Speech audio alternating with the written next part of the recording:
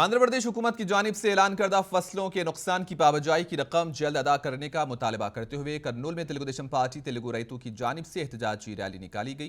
Kurnool parliament Telugu Desam party के सदर S Venkateswarlu ने झंडी दिखाकर सियारी का आगाज किया। इस रैली में तेलुगुदेशम पार्टी कायदीन व कारकुनों की कसीर तादाद ने हिस्सा लिया। एहतजाजी कायदीन ने फसलों के नुकसान की पाबजाई की रकम जल्द जारी करने हुकूमत से मांग की।